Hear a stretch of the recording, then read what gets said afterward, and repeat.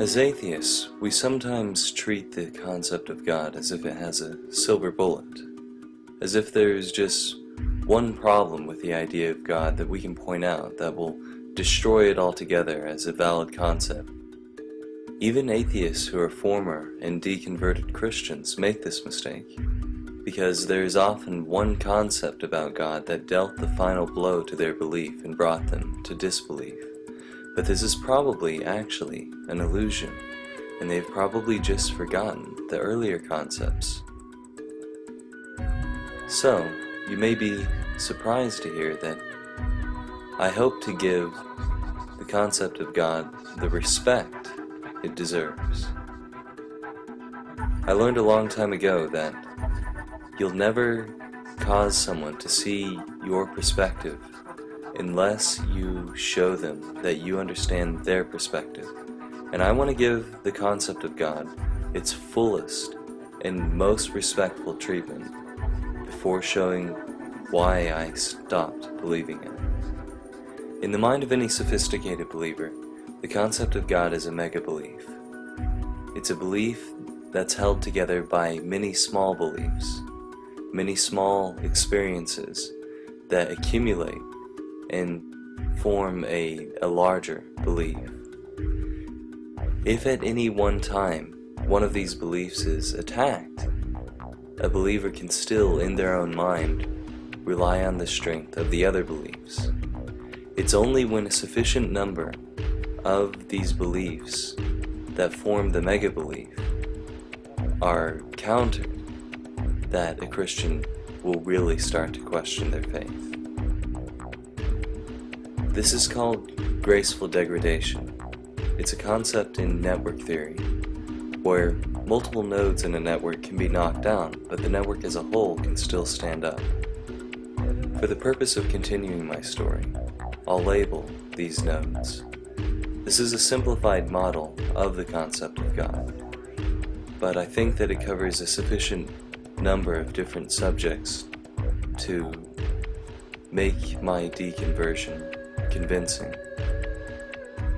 Here's a brief overview of each of these nodes. I may not cover all of them. The first is logical arguments. These arguments could have been presented by someone whom the believer perceives as a reputable authority. I myself was convinced by the arguments of Gerald Schroeder, who wrote The Science of God. Next is prayer. Prayer provides a basis for belief in God through the perception of answered prayer. Next is morality. God is seen as the source of morality for Christians. Without God, there can be no morals.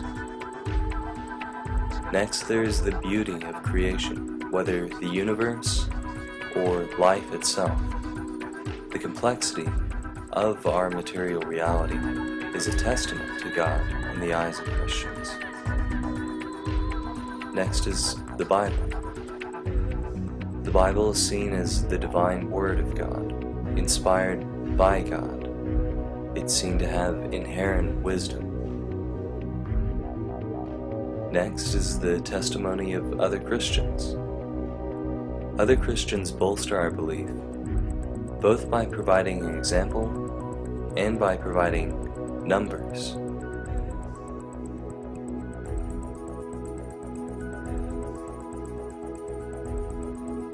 This is also related to our own experience as Christians.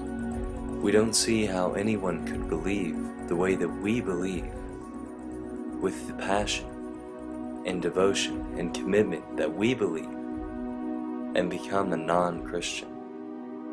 It seems impossible.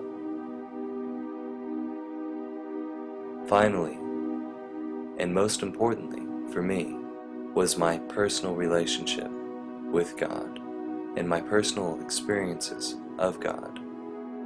How can you come to not believe in God after feeling that you have communicated with God Himself?